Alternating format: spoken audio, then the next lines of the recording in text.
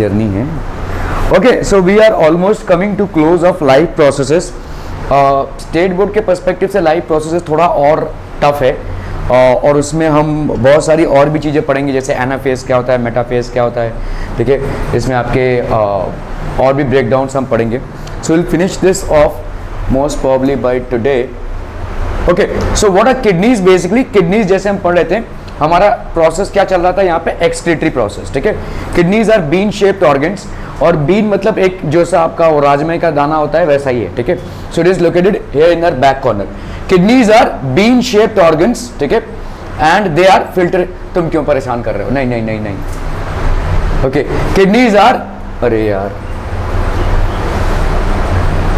ये so situated at the back side of the abdomen on either side of the vertebral column। तो ये हमारा vertebral column है और ये बैक साइड में हमारे यहाँ पे किडनीज सिचुएटेड होती हैं, ठीक है। जनरली जब आपको पेन होता है, मतलब बैक साइड में पेन होता है, so one of the reasons of the pain could be a kidney stone, ठीक है। किडनी स्टोन हो सकता है, तो that is what is suspected, ठीक है। So situated the back side of the abdomen on, और हर एक की बॉडी की एक अलग मेटाबॉलिज्म होती है। तो बहुत सारे जगहों पे मतलब लोगों को कभी किडनी स्टोन होना एक कैरेक्टरिस्टिक प्रॉपर्टी है, ठीक है। तो कुछ कुछ लोगों में नहीं होता है, कुछ कुछ लोगों में होता है, ठीक है। So situated the back of this is basically the kidney. Okay, basic filtration unit in the kidney is, बहुत इंपॉर्टेंट है, a cluster of thin walled capillaries, ठीक है। थिन वॉल्ड कैपिलरीज है। देखो अगर हम एक किडनी को निकाल कर देखेंगे उसका क्रॉस सेक्शन, ठीक है, this is how a kidney will basically look like, ठीक है। दिस इज अ किडनी, और इसका ये भाई साहब ये आपके फिल्ट्रेशन यूनिट्स हैं, ठीक है। Okay, so what is coming in the kidney? Kidney में आ क्या रहा है? दैट ऑक्सीजन, बट यूरिन तो जा रहा है किडनी से, आ क्या रहा है? नहीं, ब्लड आ रहा है भाई साहब, ठीक है। Blood which has basically pass through the entire body, जो डीऑक्सीजनेटेड ब्लड है। यहां पे देखो, जहां पे भी आपको ये नीला और लाल दिखता है ना भाई साहब ट्यूब्स, इसका मतलब एक है ऑक्सीजनेटेड और एक है डीऑक्सीजनेटेड। तो किडनी में एंटर क्या कर रहा है भाई साहब? What is entering in the kidney? Deoxygenated blood तो है ही, वैसे हमको यहाँ पे ऑक्सीजनेटेड से कोई मतलब नहीं है, बट ब्लड विच, अभी ब्लड क्या है देखो, सेल से जा रहा है, सेल से जाते हुए वो एक ही मीडियम है हमारा, ठीक है। वो मतलब हम मतलब सेल्स तक ऑक्सीजन और कार्बोहाइड्रेट्स को पहुंचा रहा है, प्लस न्यूट्रिएंट्स, हार्मोन्स, ये सब चीजों को पहुंचा रहा है, और प्लस सेल्स का वेस्ट भी इकट्ठा कर रहा है। अभी सेल्स का वेस्ट दो तरीके से इकट्ठा हो रहा है। एक हो गया आपका कार्बन डाइऑक्साइड, जो हमारे लंग्स से बाहर चला जाता है, क्योंकि ऑब्वियसली हार्ट डीऑक्सीजनेटेड ब्लड को कहां पे पंप कर रहा है? लंग्स में। लंग्स से भाई साहब कार्बन डाइऑक्साइड बाहर चला जा रहा है। लेकिन एक होता है आपका वेस्ट, ठीक है, जो हमारा मेटाबॉलिक वेस्ट है, वो ब्लड ही कलेक्ट करता है।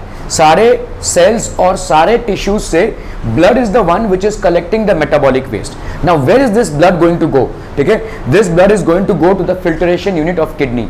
यहां से वो वेस्ट निकलता है। तो आप कभी ये मत बोलना कि कार्बन डाइऑक्साइड यहां से निकलता है। कार्बन डाइऑक्साइड का निकलना भाई साहब लंग से ही हो जाता है। It is also a waste, however not a toxic waste, but these are all toxic waste which need to be removed. The urine that we pass out is basically filtered from blood. ये हमारे blood से filter होता है, ठीक है। This is basically blood. A cluster of thin walled capillaries होती हैं ये, ठीक है। So this is how a kidney would appear like. यहाँ पे आपके thin walled capillaries हैं, ठीक है। So this is called as nephron. अगर आप इसका elongated ये देखेंगे तो this is एक nephron. ये आपका एक nephron है, ये आपका एक फिल्ट्रेशन यूनिट है। देखो ये पूरा एक यूनिट है, ठीक है। यहाँ पे क्या आ रहा है? देखो ये ब्लड जो आ रहा है इस कैपिलरी में आ रहा है, इसको बोमेंस कैप्सूल बोलते हैं हम basically. This is known as the Bowman's capsule. ये ब्लड जो आ रहा है डीऑक्सीजनेटेड ब्लड यहाँ पे आ रहा है, ठीक है, और ये जा रहा है यहाँ से। तो यहाँ से जो भी वेस्ट है उसका निकल जाएगा, ठीक है। This is going to pass out as urine, clear है। This is basically a single unit called nephron, okay. This nephron is capillary. ये कैपिलरी कहाँ पे एंटर होगा? This is known as the Bowman's capsule. ये आपका Bowman's capsule है। So cluster of thin walled capillaries, ये आपका cluster of thin walled capillaries, ठीक है। अभी हम स्ट्रक्चर ऑफ नेफ्रॉन देख लें भाई साहब। ये आपका elongated, this cup shaped end is called as, ये जो कप शेप्ड एंड दिख रहा है बोमेंस कैप्सूल, ठीक है। यहाँ पे आपका क्या आ रहा है? कैपिलरीज आ रही है। ये सारी जो कैपिलरीज है they are actually entering the capsule. The coiled tube like structure, ये जो आपका कॉइल्ड ट्यूब लाइक स्ट्रक्चर है इसको हम क्या बोलेंगे भाई साहब, tubule. The duct is called the collecting duct, ये आपका भाई साहब हो जाएगा collecting duct. Are we clear on this one people? ठीक है, समझ नहीं, this is called the collecting duct. So the renal artery enters the Bowman. So यहां पे क्या हो रहा है भाई साहब, the renal artery enters the Bowman's capsule and forms a network of capillaries। ठीक है, नेटवर्क ऑफ कैपिलरीज, ये आपका रीनल आर्टरी है, ये Bowman's कैप्सूल में एंटर हो रहा है और यहाँ पे आपका network of capillaries, this is the collecting. इसको हम क्या बोलेंगे, this is known as glomerulus. ये एक पूरा यूनिट है, ठीक है, कैपिलरीज का। जो Bowman's कैप्सूल के अंदर होता है उसको हम बोलेंगे glomerulus. Clear? Okay. The nephron is surrounded by a network of capillaries। ठीक है, ये आपका देखो नेफ्रॉन ऐसे जा रहा है और ये सारे आपके कैपिलरीज हैं, बहुत सारे कैपिलरीज हैं। इन कैपिलरीज का पर्पस क्या होता है कि यूरिन में से हमारे एसेंशियल जो कॉन्स्टिट्यूएंट्स है वो पास आउट नहीं होने चाहिए। ठीक है, जैसे हमारे बॉडी में से सॉल्ट का लॉस नहीं हो सकता, हमारे बॉडी में से इंपॉर्टेंट इलेक्ट्रोलाइट्स का लॉस नहीं हो सकता। ठीक है, तो ये सब भी निकलेंगे और फिर से ब्लड में आ जाएंगे। ठीक है, they will again be administered into the blood.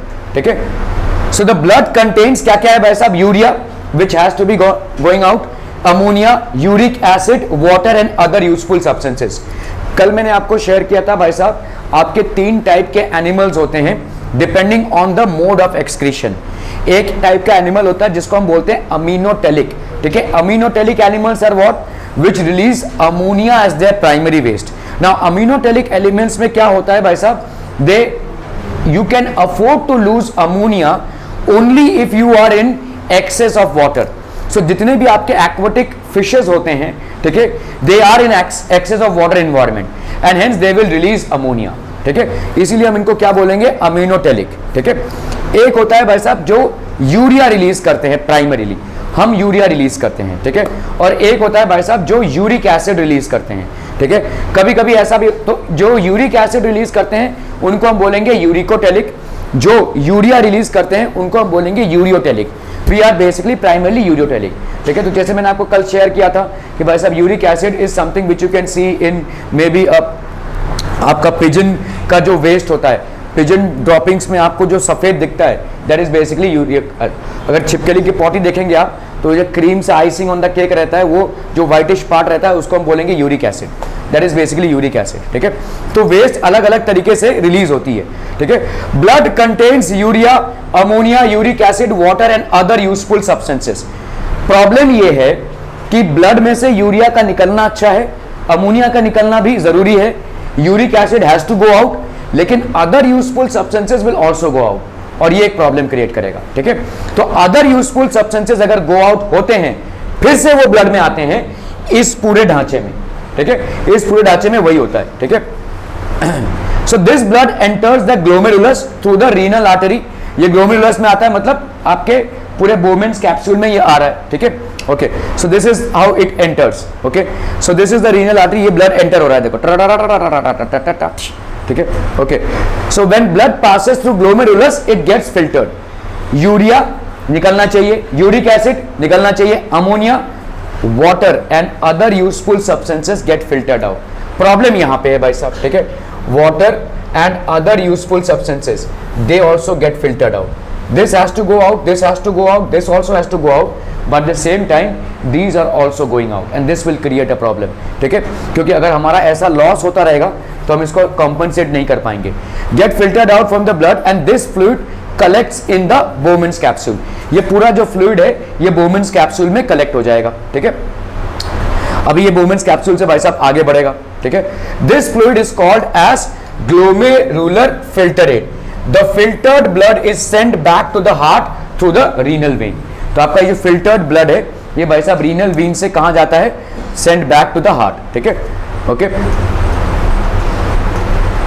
so the glomerular filtrate passes through the tubule। अभी आपका भाई साहब ये जो filtrate है ये tubule से बेसिकली पास आउट हो रहा है। तो आपका ब्लड में से सारी चीजें निकल चुकी हैं और ब्लड गया कहां पे, अभी हार्ट में, लेकिन ये वाला ब्लड ये जो यहां से जा रहा है, ठीक है, this is still going in, filtrate है ये, this is basically filtrate which is passing through this entire tubule. देखो, this is going to pass through this entire tubule. Clear, okay. In the tubule reabsorption of water and useful molecules takes place. जैसे ये tube से पास करेगा, जो आपके essential constituents थे जो blood से नहीं जाने चाहिए थे, फिर से उसमें ऐड हो जाएंगे, दे विल बी रीअब्जॉर्ब। ठीक है, they will be reabsorb. The remaining fluid containing the waste forms the urine which passes through the tubule and enters the collecting duct. ये आपका कलेक्टिंग डक्ट है और वो हमारे भाई साहब, ठीक है, यूरिन हमारा एक्सक्रीट आउट हो जाता है। ठीक है, तो this is basically the remaining urine. So this is kidney. Eventually the urine enters the ureters and is carried to the urinary bladder. ये भाई साहब जाएगा भाई साहब आपके यूरिनरी ब्लैडर में। It is stored in the urinary bladder and from there it is thrown out through the urethra. तो आपकी एक कैपेसिटी होती है यूरिनरी ब्लैडर की। ठीक है, the moment urine starts collecting in the urinary bladder and impulse is created. ठीक है, एक इम्पल्स क्रिएट होगा, जैसे जैसे इसका वॉल्यूम बढ़ता रहेगा, प्रेशर बढ़ता रहेगा, तो you will have to go and excrete it out. ठीक है, सो ये आपका इम्पल्स क्रिएट होगा and that is how brain में ये ट्रिगर होगा। There will be a constant pain और uncomfortable situation created for you so that you can go ahead and excrete this out. ठीक है, वैसे किसी किसी में ये ट्रिगर नहीं होता है। There are lot of adults who use diapers. ठीक है, बिकॉज ये जो यूरिन है, यूरिनरी ब्लैडर में जो कलेक्ट होता है यूरिन, हम इस रिलीज स्वेच्छा से करते हैं। ठीक है, of course after one point of time we can not do it, but to a large extent we excrete the urine. ये एक वॉलंटरी एक्शन हो जाता है, लेकिन कुछ कुछ लोगों में ये डेवलप नहीं हो पाता है। They are adults who use diapers. ठीक है, तो वो डेवलप नहीं हो पाता है, that message center is not develop. Okay, तो आपका भाई साहब ये होता हो गया and now you will go to the urine to excrete it out. ओ बाबा, ये तो थैंक यू हो गया दैट।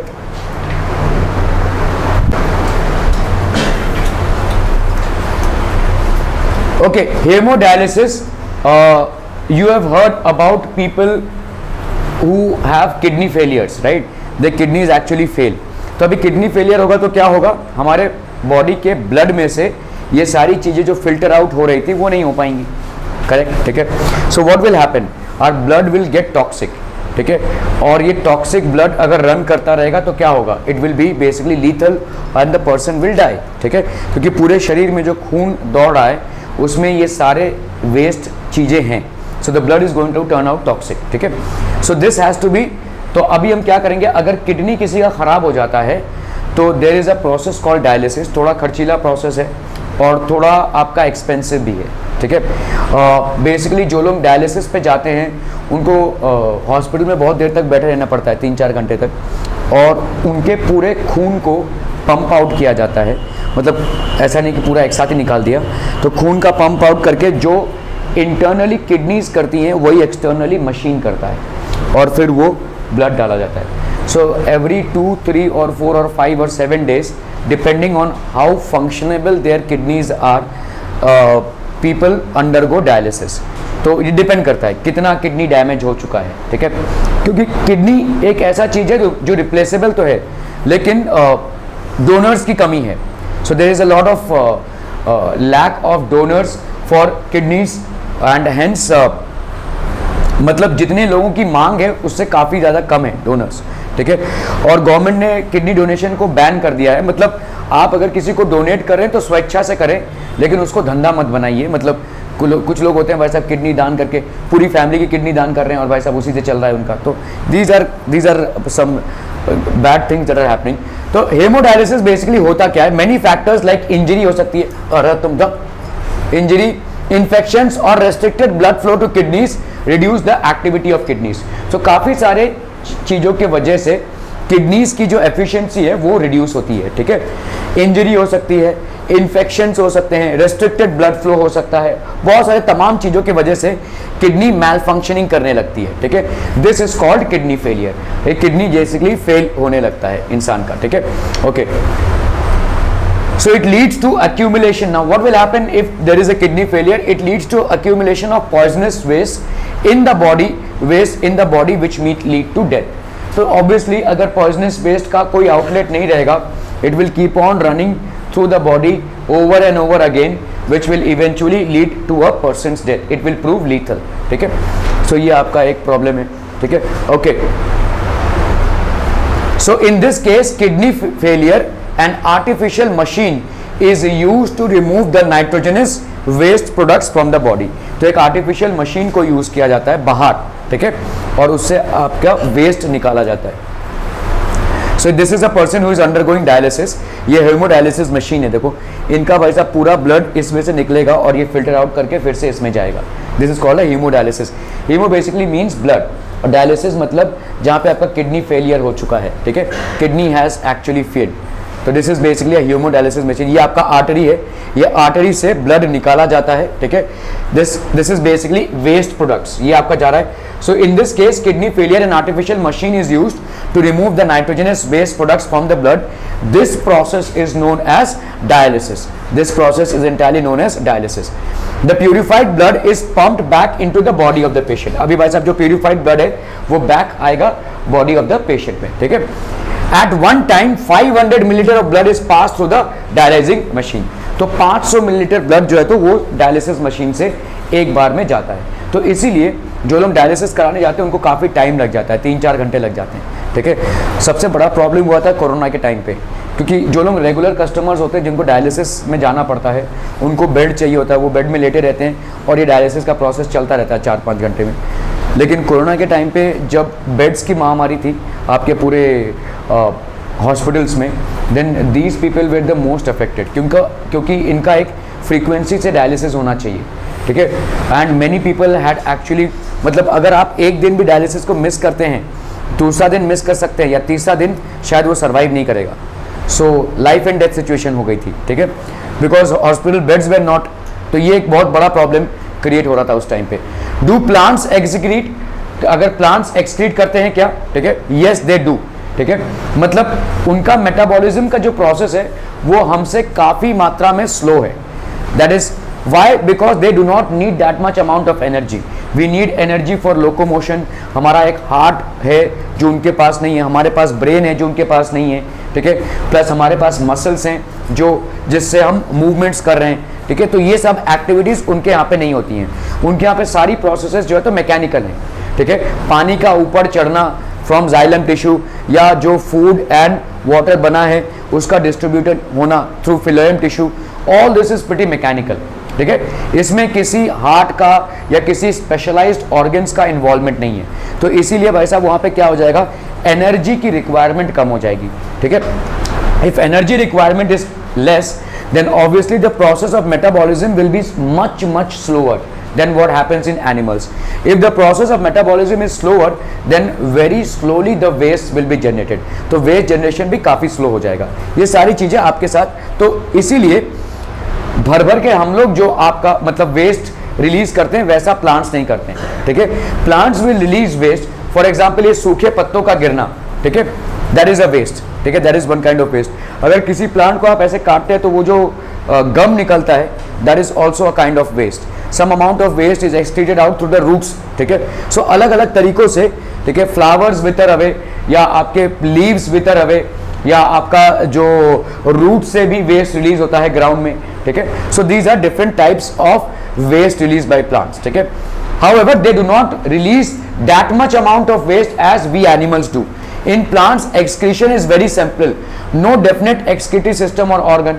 वैसे प्लांट्स में कॉम्प्लेक्स आपके टिश्यूज नहीं है, ऑर्गन सिस्टम्स नहीं है, सो ऑब्वियसली उनका जो रिलीज होता है वेस्ट वो बड़े सिंपल प्रोसेस से होता है, ठीक है। Okay, so gases are eliminated by diffusion. आपका जो गैसेज रिलीज हो रही है, चाहे ऑक्सीजन हो ड्यूरिंग फोटोसिंथेसिस या आपका कार्बन डाइऑक्साइड हो during respiration, plants will undergo both respiration as well as आपका क्या कहते हैं photosynthesis. So oxygen and carbon dioxide are basically what waste, so they will be released. Gases are eliminated by diffusion. तो stomatal openings होती हैं leaves में, ये खुल जाती हैं और ये गैसेस रिलीज हो जाती हैं, ठीक है। Waste stored in vacuoles of leaves, flowers, fruit and bark, ठीक है। वैक्यूल्स मतलब समझ में आता है, अगर आप देखोगे प्लांट सेल और एनिमल सेल में मेजर डिफरेंस आपका किस चीज का है भाई साहब। प्लांट सेल में समझ लो, ये अगर आपका प्लांट सेल है, इस प्लांट सेल में भाई साहब सेल वॉल वगैरह जो भी है, मतलब 90% of the space is taken by vacuoles, ठीक है। और वहीं आपका एनिमल सेल में न्यूक्लियस ज्यादा करके स्पेस लेता है। वैक्यूल अगर रहेगा भी तो बहुत छोटे पैमाने पे रहेगा, क्योंकि हमारा जो वेस्ट का आउटलेट है वो क्या है, ब्लड है। ब्लड में से भाई साहब यूरिन निकल जाता है, प्लस हमारे लिवर में से यूरिया निकल जाता है, तो हमारा भाई साहब एक कॉम्प्लिकेटेड एक्सक्रीटरी सिस्टम है. We do not have to worry about storing waste in our body, whereas in plants they do not have a very complicated excretory system. तो क्या होता है, इनके सेल्स में बहुत बड़े बड़े ऐसे बैगेजेस होते हैं और ये वेस्ट इसमें भाई साहब, एक तो पहली बात तो इनका मेटाबॉलिज्म रेट बहुत स्लो है, और मेटाबॉलिज्म रेट स्लो है तो वेस्ट भी बहुत स्लो जनरेट होगा, और वो वाला जो वेस्ट है वो बहुत स्लोली इतनी बड़ी जगह में भरेगा. ठीक है, सेल का बड़ा हिस्सा आपका क्या है, it is made up of waste. Waste gets stored in vacuoles of leaves, ठीक है, फ्लावर, फ्रूट, बार्क, और यहां से ही इनका आउटलेट हो जाता है. ठीक है, लीव्स का झरना मतलब they are actually made up of waste. Flowers wither away, they are also carrying waste. Fruit, ठीक है, जो आपके सड़ जाते हैं, that is also waste. Bark से भी अगर आप बार्क को काटेंगे तो जो गम या पेस्ट रिलीज होती है, that is also a waste. ठीक है, so these are vacuoles are what, empty spaces in the cells. ठीक है, these are empty spaces in the cells. तो आपके chemicals, other waste products are stored as resins and gum in old xylem. तो आपके resins मतलब आपका जो किसी भी बार को जब आप काटते हैं, जैसे रबर कैसे प्रोड्यूस होता है, लैटेक्स से प्रोड्यूस होता है, and latex is basically a waste. हमारे लिए जो इतनी बड़ी इंडस्ट्री है वो प्लांट्स के लिए, बेसिकली रबर प्लांट्स के लिए वो वेस्ट है. ठीक है, ओके. रेजिन्स एंड गम, तो ये आपके ओल्ड जाइलम में ये गम के माध्यम से ये स्टोर्ड रहता है, and that is basically released out. ठीक है, plants also excrete some useful waste substances into the soil. तो कुछ यूजफुल वेस्ट सब्सटेंसेस भाई साहब इन लोग सॉइल में एक्सक्रीट करते हैं. यूजफुल हम क्यों बोल रहे हैं, because waste substances will contain nitrogen, and nitrogen is a good factor for the soil. ठीक है, तो इनका वेस्ट रिलीज होना अच्छी बात है.